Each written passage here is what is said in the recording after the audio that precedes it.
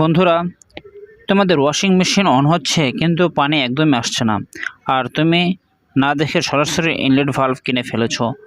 তাহলে তুমি ভুল জায়গায় টাকা খরচা করেছো।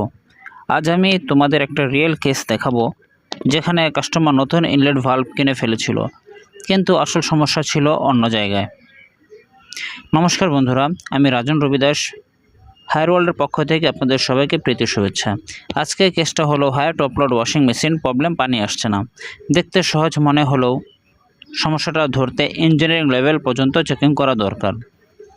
মেশিন চালু আছে, কিন্তু ড্রামের ভিতরে কোনো ধরনের জল ঢুকছে না, কোনো ধরনের এখানে মেশিন অ্যাক্টিভিটি দেখা যাচ্ছে না। মেশিন কিন্তু এখানে নর্মাল মোডে অন রয়েছে, তারপর মেশিন থেকে কোনো ধরনের পানি ভেতরে আসছে না, ড্রামের মেশিন ঘুরছে না।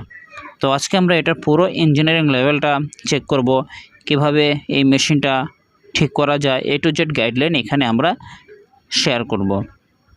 দেখো, মেশিনটি অন হচ্ছে কিন্তু পানি আসছে না, ইনলেট দিয়ে পানি ঢুকছে না। এই যে দেখতে পাচ্ছেন, এখান দিয়ে কিন্তু পানি ঢুকছে না। কাস্টমার কি করেছে জানো? সরাসরি নতুন ইনলেট ভালভ কিনে রেখেছে। কিন্তু মনে রাখবেন, গেস করে না, আগে চেক করে কাজ করতে হয়। প্রথমে আমি বেসিক চেকিং করলাম, পানির সাপ্লাই ঠিক আছে কিনা, কোথাও পাইপ ব্লক হয়েছে কিনা, ফিল্টার ময়লা জমে বন্ধ হয়েছে কিনা।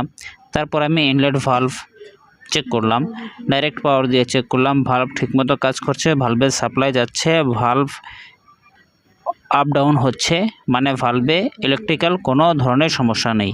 হতে পারে এখন মেকানিক্যাল সমস্যা। তো আমরা এই মেকানিক্যাল সমস্যাটি চেক করব। তো আমি প্রথমে কী করেছি, ইনলেট ভালভটিকে বডি থেকে খুলে এখানে ডাইরেক্ট আমি লাইন দিয়ে মেশিনটা অন করেছি। আপনারা দেখতে পাচ্ছেন যে ভালভ দিয়ে এখানে জল ঢুকছে ওয়াশিং মেশিনে। একটা ভালভ এখানে অ্যাক্টিভ রয়েছে, একটা ভালভ এখানে কাজ করছে, বাকি একটা ভালভ কিন্তু কাজ করছে না। যদি একটা ভালভ দিয়ে জল ওয়াশিং মেশিনে ঢুকে, পানি ঢুকে, তাহলে কিন্তু আপনার ওয়াশিং মেশিনটি প্রপারভাবে কাজ করবে না। আর যদি প্রপারভাবে কাজ না করে, তাহলে কিন্তু আপনার মেশিনটি ভালোভাবে সার্ভিস পাওয়া যাবে না। তো সেজন্য আপনাকে এই পুরো মেশিনটাকে A to Z এখানে চেকিং করতে হবে। তো এই মেশিনটির সমস্যা হচ্ছে যে ইনলেট ভালভটি আপনারা দেখতে পাচ্ছেন, এই ইনলেট ভালভটি ভিতর থেকে জ্যাম হয়ে গিয়েছে। ভিতর থেকে এটা হচ্ছে ফিল্টারগুলো এখানে ব্লক হয়ে গিয়েছে। তো এখন আমি দেখাবো কিভাবে ইনলেট ভালভটি রিপেয়ার করে আমরা খুব সহজেই কিন্তু মেশিনটাকে ঠিক করে নিতে পারি। এখানে আমাদের নতুন ইনলেট ভালভ লাগানো কোনো প্রয়োজন হবে না। তো চলুন আমরা দেখে ফেলি। প্রথমে এখানে দেখতে পাচ্ছেন, এটা হচ্ছে একটি নন এনজেডপি ইনলেট ভালভ। এটি হচ্ছে নন এনজেডপি ইনলেট ভালভ। এটাকে রিপেয়ার করা যায়, ঠিক করা যায়। যেগুলো হচ্ছে এনজেডপি ডাইরেক্ট ইনলেট ভালভ, সেগুলোকে কখনোই আপনারা রিপেয়ার করতে যাবেন না, সেগুলো সহজে কিন্তু রিপেয়ার হয় না। তো এখানে দেখতে পাচ্ছেন, এটা হচ্ছে লিভার, ভিতরে রয়েছে স্প্রিং প্লাঞ্জার রয়েছে। তো এটি যখন 220 ভোল্ট ইনলেট ভালভে সাপ্লাই হয় সলিনয়েড কয়েলে, তখন এটা হচ্ছে আপ ডাউন করে, পুশ হয়, একবার হচ্ছে উপরের দিকে চলে আসে। যখন এটা পুশ হয়, তখন এখান দিয়ে জল ওয়াশিং মেশিনে ঢুকে প্রবেশ করে। আর যখন এটা অফ থাকে, তখন কিন্তু ওয়াশিং মেশিনে জল ঢোকে না। তো এই যে দেখতে পাচ্ছেন, এখানে ফিল্টার রয়েছে। এখানে হচ্ছে দেখতে পাবেন যে এক ধরনের এখানে নবটি রয়েছে, এক ধরনের প্লাস্টিক রাবার রয়েছে। এই রাবারটি কিন্তু এখানে অনেক সময় কী হয়, এখানে ময়লা জমে যায়। স্প্রিং লিভার এখানে কন্ট্যাক্টলেস হয়ে যায়, তখন কিন্তু ওয়াশিং মেশিনে ভালোভাবে জল ঢোকে না এবং ওয়াশিং মেশিনটি হচ্ছে তার সার্ভিসটি দিতে পারে না। তো এখন আমি যে ইনলেট ভালভটি রিপেয়ার করেছি, এই ইনলেট ভালভ রিপেয়ার করার পরে এখন আমি ওয়াশিং মেশিনে সেট করে দিয়েছি। তো ওয়াশিং মেশিনে সেট করে দেওয়ার পর আপনারা দেখতে পাচ্ছেন, ওয়াশিং মেশিন দিয়ে জল ড্রামে ঢুকছে এবং ওয়াশিং মেশিনটি স্টার্ট নিয়ে নিয়েছে। আপনারা এখানে দেখতে পাচ্ছেন যে 14 মিনিটেই কিন্তু ওয়াশিং মেশিনটি তার স্বাভাবিক প্রক্রিয়া কিন্তু শুরু করে দিয়েছে। তো এভাবেই কিন্তু খুব সহজেই আপনারা আপনাদের ওয়াশিং মেশিনগুলোকে, যদি এ ধরনের সমস্যা হয়ে থাকে, আগে আপনারা শুরু হয়ে নেবেন ইনলেট ভালভ সমস্যা কী।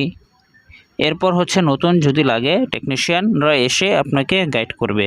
অযথা আপনি নতুন জিনিস কেনা টাকাগুলো অপচয় করবেন না।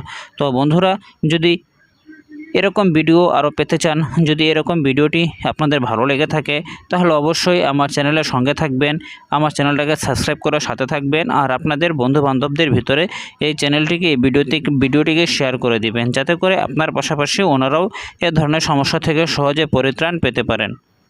তো এমন রিয়েল রিপেয়ার ভিডিও দেখতে চাইলে আমার চ্যানেলটাকে সাবস্ক্রাইব করো, ফলো করো, কমেন্টে বলো পরের ভিডিওতে কোন সমস্যা দেখাবো।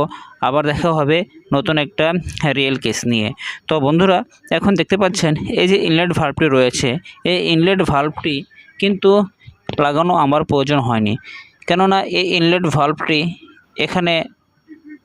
এখানে গ্রাহক মহোদয় নতুন কিনে এনেছেন, কিন্তু পূর্বের যে ইনলেট ভাল্বটি ছিল সেটি কিন্তু সম্পূর্ণ ভালো রয়েছে। আর আমি আপনাদের একটা বিষয় বলে দিই, এই ইনলেট ভাল্বগুলো বছরের পর বছর কিন্তু যুগ যুগ ধরে চলে। এই ধরনের ভাল্বগুলো কিন্তু সহজে নষ্ট হয় না, যদি না এখানে কয়েল ওয়াইন্ডিংগুলো এখানে কেটে যায়, এখানে শর্ট হয়ে যায়, অথবা হচ্ছে এই কয়েলগুলো আর ইনঅ্যাক্টিভ হয়ে যায়, কাজ না করে, তখন হচ্ছে এই সলিনয়েড ভাল্বের কারণে কিন্তু এই মোটরটি কিন্তু ডেড হয়ে যায়, ইনলেট ভাল্বটি ডেড হয়ে যায়। যতক্ষণ পর্যন্ত এই সলিনয়েড ভাল্ব অ্যাক্টিভ থাকবে, ভিতরে মেকানিক্যাল কাজ করবে, ততদিন আপনারা কিন্তু এই ইনলেট ভাল্বগুলোকে ব্যবহার করতে পারবেন। তো আপনাদের এটা রিপেয়ার বা করলেই হবে, পরিবর্তন করতে হবে না। যদি এটা মেরামতের যোগ্য না হয়, অযোগ্য হয়ে পড়ে, তাহলে কিন্তু আপনারা চাইলে কিন্তু এই ইনলেট ভাল্বটিকে পরিবর্তন করতে পারবেন। তো বন্ধুরা, এরকম আরও রিয়েল সমস্যা, রিয়েল প্রবলেম পেতে চাইলে আমার চ্যানেলটাকে সাবস্ক্রাইব করো, আমার সঙ্গেই থাকো। আর নেক্সট ভিডিও কী বিষয়ে দেখতে চাও সেটা আমাকে কমেন্টে জানিয়ে দাও। নমস্কার।